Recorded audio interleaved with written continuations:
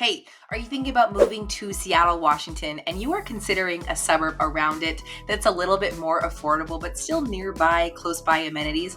Well, you might be considering a place like Burien. So in today's video, we're going to be jumping into my computer to get to know the lay of the land in Burien. So what are the towns close to? Where are the high schools? What kind of fun things to do? Where are the restaurants, the parks, things like that. So if you'd like to check out more about Burien, then stick around.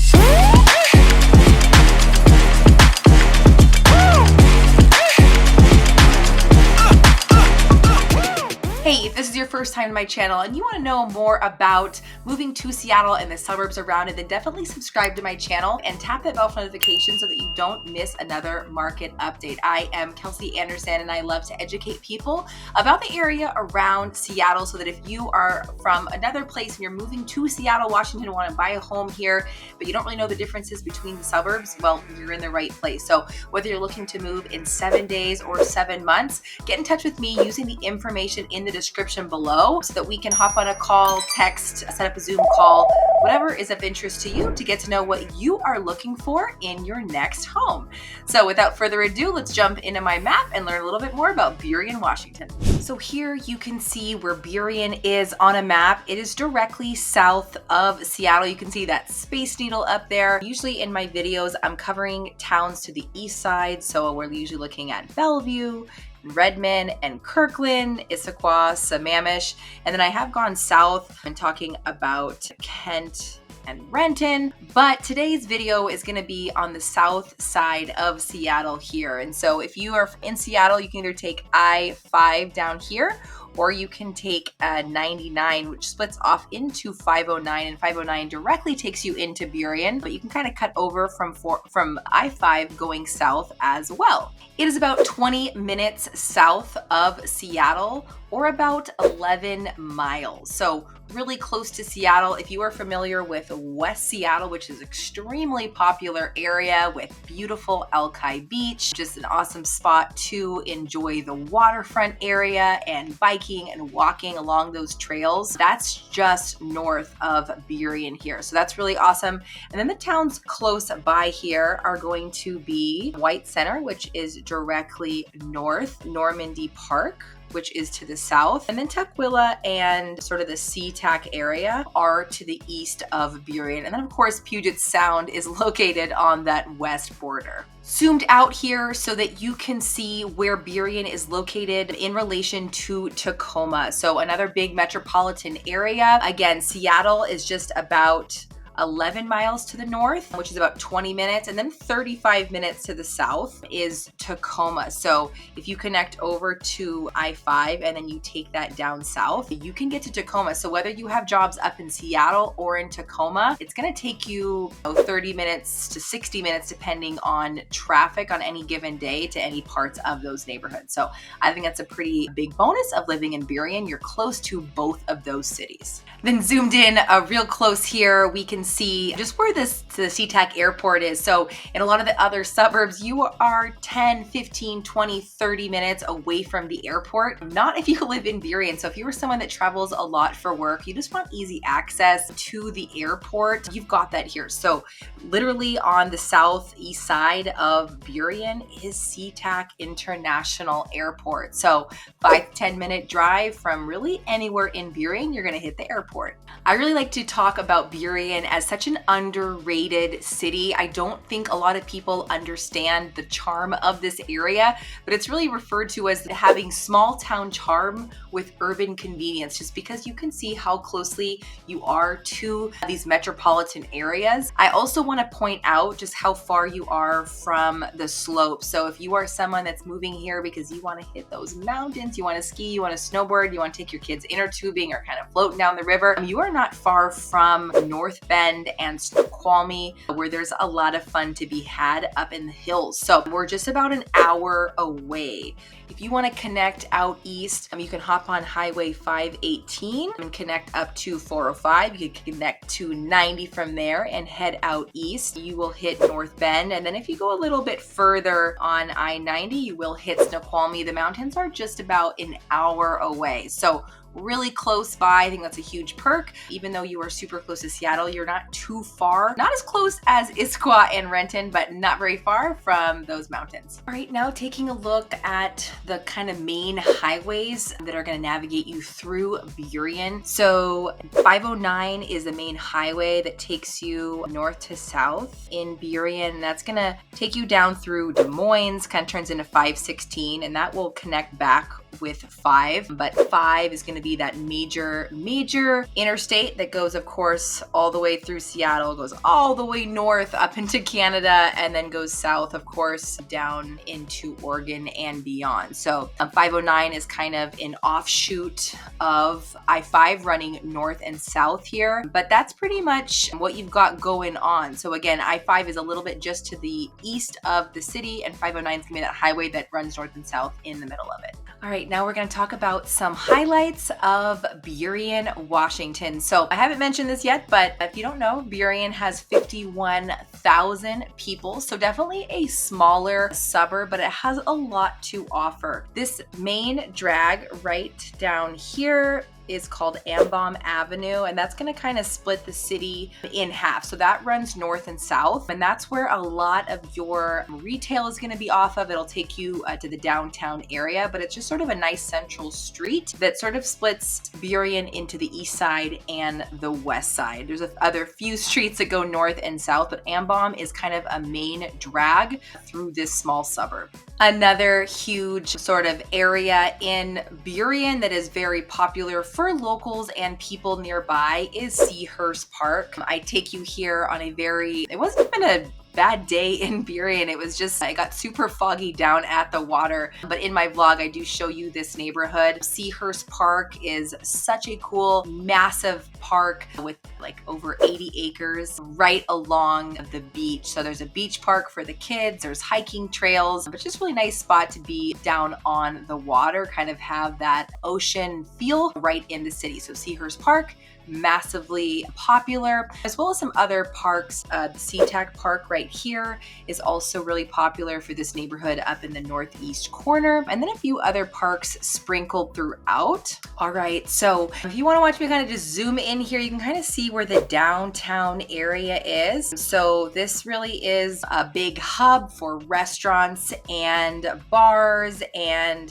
I mean, they've got gyms, they've got outdoor spaces like the Burien Town Plaza. Burien put about $200 million into renovating this downtown area recently. A lot of condos have gone up, apartments. This downtown street, I actually stopped here at Classic Eats, but just an awesome street with lots of restaurants and bars right along the southwest 152nd. This downtown area is just super quaint. They've got lots of festivals and events down here. Just a very nice, walkable downtown. You feel very safe and just has a great community feel. It's extremely diverse. We'll come back to downtown and look at the restaurants in a little bit. I want to take a break to show you the Burien neighborhoods. We're just going to talk about a few of these. To get yourself oriented, you can kind of see where downtown is, but this map is just from the website of the Burien government website. So downtown is right here in the middle. Chelsea Park is right north of it. So that's one of the popular neighborhoods that folks really tend to like. If you kind of like that more downtown vibe, there are homes on this north side, especially if you want like a walkable area where you can come to a lot of the downtown amenities and restaurants, even like gyms, pharmacy, the art scene, all that kind of stuff being super close by is a huge plus. And the homes have been sold recently there are only $400,000 to $700,000. So I think that's a huge plus. Over here on the northwest side, these three neighborhoods, Southern Heights, Boulevard Park, and Beverly Park, are sometimes called the Riverton Boulevard neighborhood kind of as a whole. My first home that I take you to in my vlog shows you a home over here, and folks report that this area can be absolutely awesome. So even though it is a more affordable area as well, folks say that they really enjoy their neighbors and they do feel safe here. Homes in this area are between $600,000 and $725,000. So again, really affordable. The median home price here is $600,000. So this is just right along that median price point. People that live here have said that it's not as walkable of an area. You will need a car to get to places, like I said, Ambom Avenue is that street that runs north to south here. And yeah, so that's kind of where all your daily needs and your restaurants and things like that are going to be along that street. Another neighborhood on this map we see up here in the northwest corner. This is Shorewood. It's really close to Salmon Creek, and you have to see the views from this area. It is absolutely stunning. Residents report that there's older residents that live there as well, but a lot of newer families are coming to live in Shorewood, and the views are stunning. It's really close to White Center, which has a lot going on just north. And then of course, Alki Beach is just north of that. So Shorewood in this northwest corner is a really popular neighborhood. Homes in Shorewood are around $800,000, at least on the market right now, but incredible water views. Another popular neighborhood that's close to Seahurst Park is the Seahurst neighborhood. So there are some neighborhoods over here close to the water and that park. Homes range anywhere from 500,000 to 1.8 million, depending on, are there water views? Are you close to the water? Things like that. There's nothing in this neighborhood currently for sale, but I did look at some recently sold to get those numbers. My last two are probably my two favorite neighborhoods, or at least my top three, and that is Gregory Heights. The third home in my vlog, I take you to a home in this neighborhood. Just feels super safe driving through it. Incredible views of the sound, and your money just goes so far. The home is only listed at $1.6 million. I believe it's still on the market today, and yeah, just incredible that you get a $1.6 million house it was like this amazing tree house sitting on 3 acres. So residents report that is a super safe area, really great nearby schools. So that's a plus. And then my last neighborhood is definitely my favorite. It is Three Tree Point. The views from this area are just absolutely spectacular. You feel like you're not even in Seattle anymore. This was sort of the gem I took people to in my vlog, but when you're driving down here, there are some little spots on the water to enjoy the sound down there for residents, and I think it's actually a public beach, but then there's another stretch that you can drive through. I'll show you because it is just fantastic. It's like another little mini Alki to me. There's no businesses, but just a really great place for locals to just sort of have private beach access. Homes in Three Tree Point are going to run you about $1 to $3 million, and I don't think there's anything on the market right now, but beautiful place to live. The affordability of Burien, I just want to add in here, is kind of a little bit more expensive if you're on the west side. So if you're closer to the water, you're going to be spending a little bit more money on real estate. And then if you are on the east side, kind of closer to Tukwila and SeaTac and that area, you're going to get a little bit more affordable prices, but it definitely depends on the neighborhood as far as the crime rate, things like that. The highest crime rate is located in the southeast corner. And a lot of residents feel just fine living in more of the northern parts on that west side. But again, east and west is kind of how it's split up as far as affordability. But there are definitely pockets of more affordable places kind of sprinkled throughout. But being close to the water, it's going to run you a little bit higher of a price point. Now I want to take a second to show you where the schools are located in Burien, Washington. So to give you kind of a rough outline of the city, we kind of go like this, and it's something like that. But here we can see the schools. So we are part of the Highline School District here in Burien. There's many other nearby suburbs that also feed into this district. Burien doesn't have its own school district. So we're just gonna have one main high school here in Burien, and that is located right here. So Highline High School is the main high school, and that is a pretty big high school with over 1,400 students. And then we have another very popular high school, which is a private high school called Kennedy Catholic High School. This is a highly acclaimed school in Burien here, getting an A from niche.com for diversity, academics, college prep, and sports. It's rated number 15 best high school for athletes in all of Washington with 100% graduation rate. So the stats on Highland High School aren't quite as good. The public school is not off the charts. It's not going to be a horrible school, but very diverse, lots of families from very different backgrounds. And I mean, many residents have a fine time going to Highline High School, but it's not rated as high. Highline High School only has about 45% of kids passing in ELA,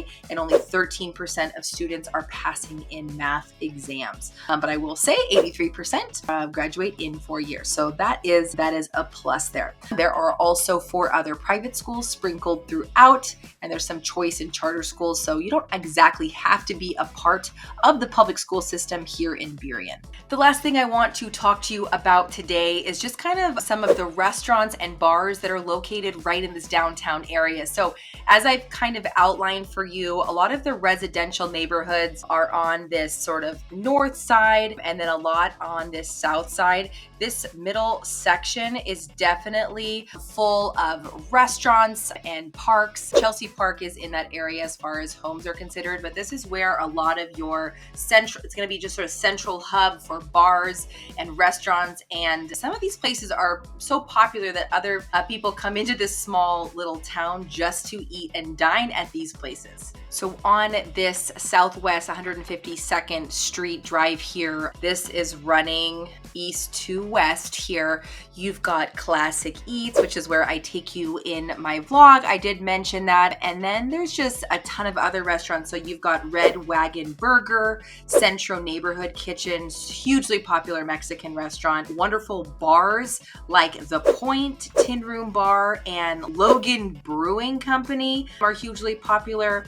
Burien Press is down here on this main drag, a really popular coffee shop with really unique drinks. Pigfish Cafe is down here, as well as Burien Fish House, and just a ton of other restaurants you can see here. There's German, there's Korean barbecue down here. There's a lot of Indian food. I mean, you name it. You got your Starbucks, all the things you could need, lots of even more bakeries. Just an awesome place from just food from all over the world is located in this downtown area. Super walkable. You got your McDonald's if you need that. And then I also want to show you one last place, and that's here on the south side. So just coming down here really close to 509, there's another little retail center, and I love this because it's got Trader Joe's and PCC. So if you are someone that likes to kind of shop those specialty foods, maybe you have a dietary restriction, or you have, a little bit of a higher budget for food, you can hit up PCC and Trader Joe's.